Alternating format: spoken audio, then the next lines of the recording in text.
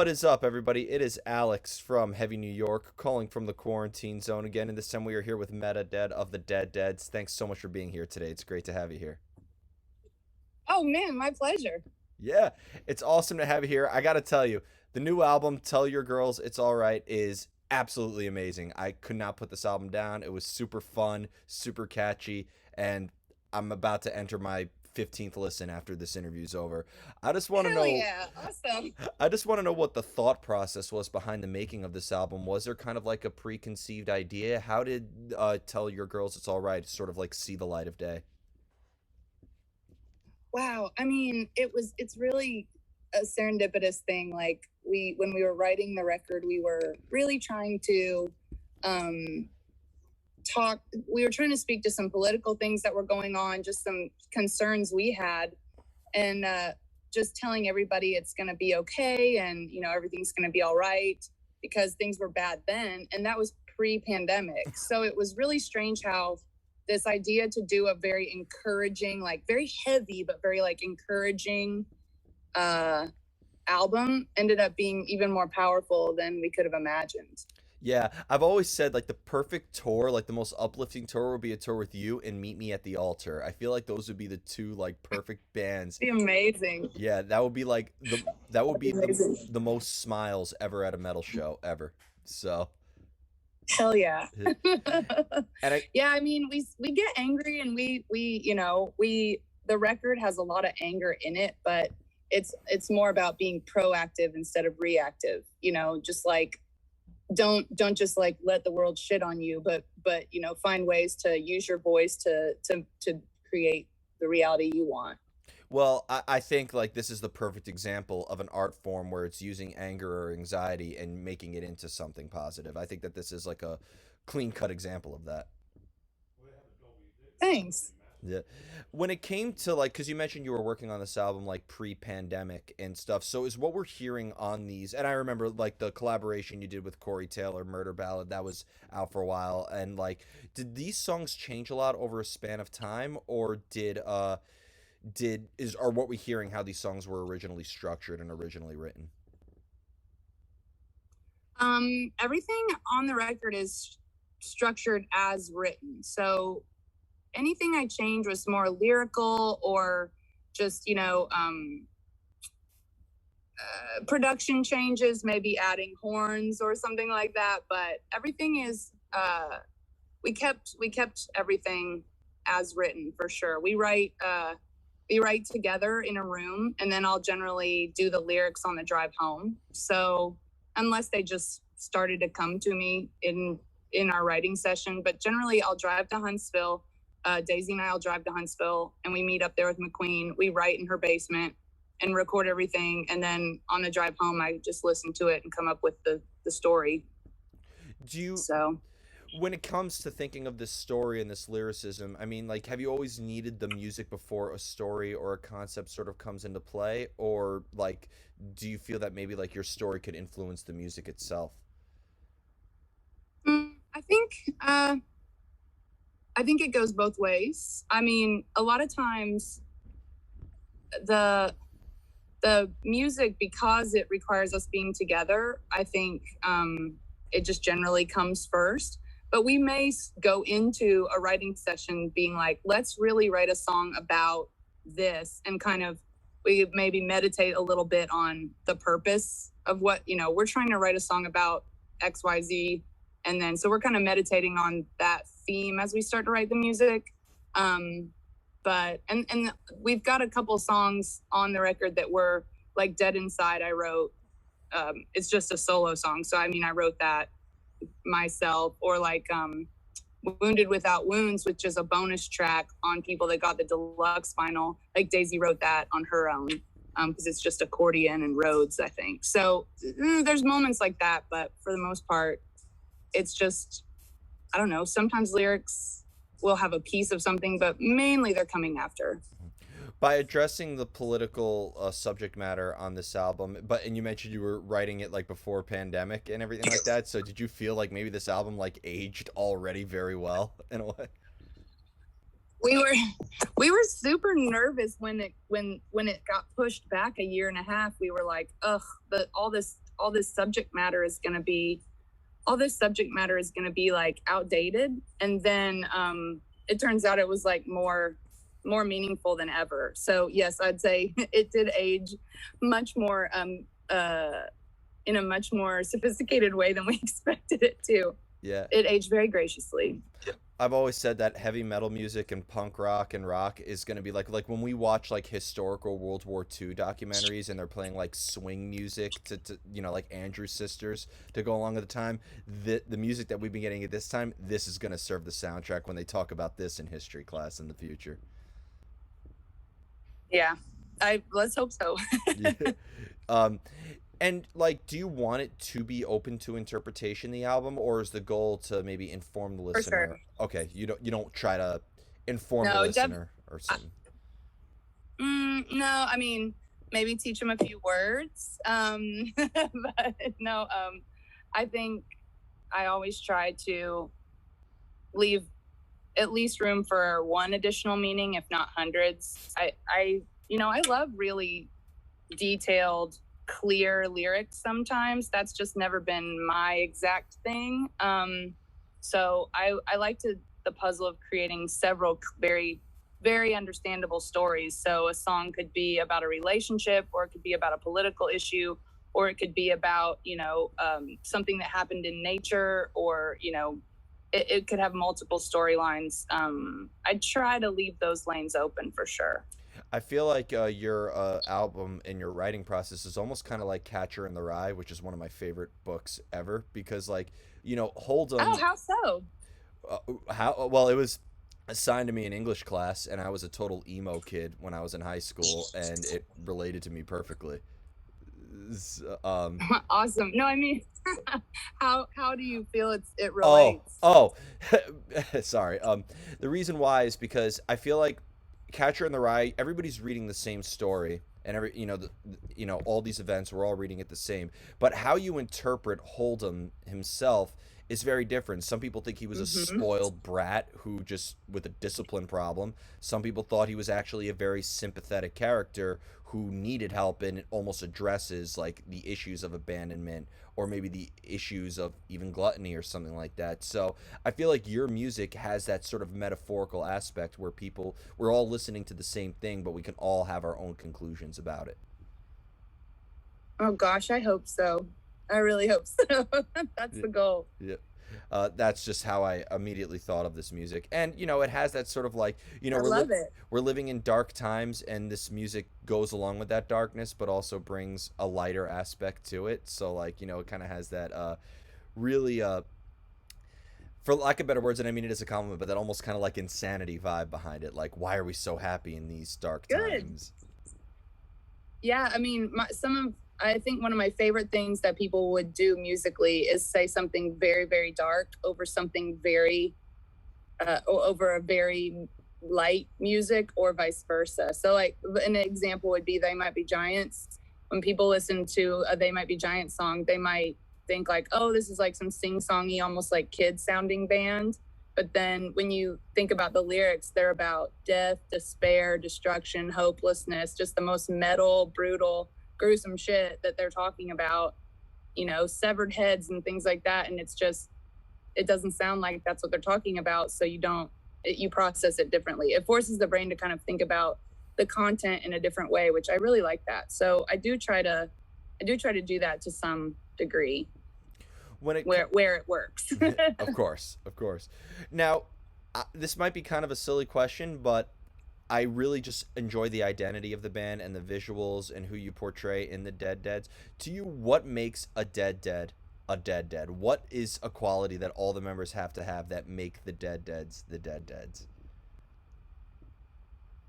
I think compassion, patience. I just think, as far as being a dead, obviously you want to be kind of outside of the box and spread love. I think that's that's it. Do you feel like that maybe, going by Meta Dead and, having these aliases and even just your imagery that you almost maybe, for lack of better terms, like portray maybe a character in this music or on stage, or is this just a direct extension of who you personally are, and maybe just like a giant external metaphor for who you personally are? I think with anyone that performs on stage, especially in metal and rock, you are definitely playing a character, whether you have a stage name or not. Uh, Anyone who's in the spotlight in any way really has that, stage persona versus, at home feeding the kids or whatever. So I definitely do think there's a duality, but everything we do on stage is an extension of who we are as people. I think for the most part, our messages are ours for sure. But yeah, I mean, you like, just for instance, right now I'm sitting here at a KOA campsite, and I there's my email. I'm sitting here like writing songs for kids shows, so you know uh, that's what I do for a living outside of the band. So yeah, everyone has duality, right? So I think every um artist has a double life, and I don't think there's such a thing as an artist without one. yeah, Like, and I don't care how punk if rock they you. are, if they don't have a double life, they're probably suicidal.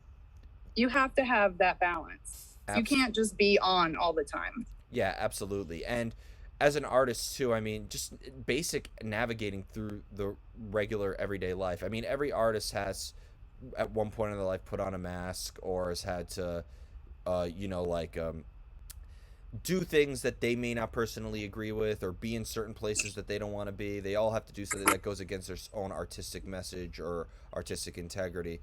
And the art is what allows you to Yeah, express who you really are. So I think every artist is going to have a double life one way or another. big time. Yeah, Yeah, for sure. unless you're the Joker. Otherwise, you don't have anything to. Otherwise, you don't have anything to inform your art either. Like, if you're not out there living a life, then you're just gonna be, the stereotypical Sunset Strip. All you're doing is talking about literally what you do after a show as a rock star. Like, yeah, I have sex and I do drugs, and that's the only content I have, and I will rock you because that's the only life you're living. You have to have the balance of a normal life to encounter normal situations that you can turn into art so that your music resonates on deeper levels. Definitely. And I can't stand it. Nothing, not that there's anything wrong with party music. That's just definitely not Yeah. I not mean, what we're doing. but I totally understand what you're saying, especially when people now dress like they're in Motley Crue or Poison, and they like say we're bringing back the rock and roll, and then they like they're writing about sex and drugs and partying, and then they don't really live like that. So Yeah. Yeah. I mean, I can think of some specific examples that we know of, and you just, for me, I just think about, like, don't you want to write about something else? Like, aren't you bored yet? And like, I'd be interested in the other shit you have going on. Like, yeah, talk about your kid, or talk about your wife, or talk about, your loneliness or the isolation or something. It doesn't have to all be, let's get fucked. yeah. And if you don't have a double life as well, you're not going to leave your inner circle, and you're not going to expand your art to other people who may not Yeah. have discovered you otherwise. So, and Yeah. a- another question I have about the album is that you've had two great collaborations on here. One of them, of course, being Corey Taylor, who from Slipknot and Stone Sour, and the 35 other collaborations he's done. But you've also collaborated with Julia Lauren of the Foxies. Working with different artists, has that allowed to maybe Mm-hmm. expand on the sound of the Dead Deads as well? Has that been able to open up your ideas on how you want to further experiment with your style? Yeah. I mean, I think when we collaborated with Julia, it was more just like, so when are you joining the band? We loved the quality that her vocal brought to that song. And a lot of times when people have a feature, they just put it in one spot. But for me, it was like, if I'm having someone feature, let's freaking feature them. Let's give them lead vocals and like really experiment with what their sound brings to the track. And so with Julia, she did lead vocals on some verses and the choruses, and I was just really there supporting her. And that felt so good. We were just like, yeah, do you just want to sing for our band? Or But with Corey, Corey and I actually were writing that song together. So I definitely think he brought a bluesy element to it that we never would have really tapped into. And it was a fun challenge to incorporate that into our sound. But then from just a instrumentation perspective, it really sat in McQueen's wheelhouse, and she was able to put a lot of her, blues and jazz chops into that usually don't fit into your typical Dead song. So all around, I just feel like it was nothing but positive stuff. Yeah, Corey Taylor doesn't get enough credit for his duet stuff because he did a song with Walls of Jericho a long time ago, and it worked out perfectly. And so I thought that was a great combination, and it showed sides also of an artist that we all grew up listening to, that we haven't seen before. So excellent collaborating Yeah. on that as well. Yeah, I just think Corey is so, yeah, he's so multifaceted, and he has so many things that he does well, that anytime he has an opportunity to show a different side, it just gives his fans more of a reason to love him. Definitely. And the final question I wanted to ask you is with the imagery of the Deads and like this style that you have, do you almost put in a similar energy into your songwriting as you do when you're playing live? Is there any similarity between them, or do you consider playing live and songwriting two completely separate art forms altogether? No, I think when you're writing a song, a really good way to do it is to think about the live performance. Um, so yeah, it's just I I think that. Hang on one second. It's all good. I think it all comes together. But when you're sitting there writing, if you can write something and you're picturing that how it's going to sound on stage, how people are going to perceive it, not in like a is this going to be popular way, but what kind of energy is this? Like, is this an energy I want to pass on? I think we think about that when we're writing. Just does this feel good? Is this gonna rile everybody up? But when we're recording, we're not. When you're recording, you play it properly. Maybe when you're playing live, you just wank out a little more. That makes sense. Well, I thought maybe because you all write together as well, and that the Deads is clearly a collaborative effort. It's not just one person writing everything, and I thought maybe that you're just as much in the aesthetic that you have on stage. You actually incorporate that same aesthetic in the studio. Yeah, I think I'm not sure. I'm not sure how to answer that. I mean, yeah. When the energy in the no energy is ever as good as the first time you sing a song all the way through. And so I do think that those moments of creation are where a lot of your most brilliant performances are going to come out. So it can be beneficial to even write in the studio sometimes, because that first moment of I got it is going to be really special. So with Tell Your Girls It's All Right, I actually rewrote a lot of the lyrics after we'd already been in the studio, and I engineered my own vocals and recorded those myself. So I was able to capture some of those like first performances right when you're writing something and you're excited about it and you're really feeling it. But yeah, I think it's all one thing. Like, the song is the song from inception to performance. The performance just brings the listener in on a different level, to maybe see some of the excitement we had when we wrote it. Yeah, absolutely. I think your music does capture a moment as well. And I mean, the longer you work on something too, the harder it is going to be to kind of maintain that emotional spark as well. So I think, to capture the moment, you have to just unleash as much of that energy and as possible, because you're not going to obtain that same energy ever again. Yeah, but it's just a whole different energy when you're live. Like it's a more visual energy, whereas in the studio, it's a more sonic energy. So but it's all good, fun, like amazing energy, just different manifestations of it, I guess. Do you have to practice crowd interaction and stage presence as much as you have to practice the song itself? Oh hell no. No, no, I think that's weird. I think there are bands where obviously if they've got choreography and things like that. I've been doing singer-songwriter gigs since I was a kid, so interaction with a crowd is, I've played in front of some of the worst crowds you can play in front of. Plus, I did stand-up comedy for a while, so there, I've been tortured on stage plenty. So I don't have any issue talking to a crowd. Yeah. But Hey, I used to go to poetry slam night on stage. I know all about vicious crowds. So yeah, so it's a fun for us. It's a fun thing. It's fun to take. Sorry, there's noise in the it's background. all good. It's fun to take something from, take a crowd from not knowing what to expect if they've never seen us before, and you see them kind of with their arms crossed, like, what's this gonna be? And then to watch that transformation and to guide that audience to, like, oh, I see, this is actually something I like very much. Just to kind of be the engineer or the conductor of that is fun. Definitely.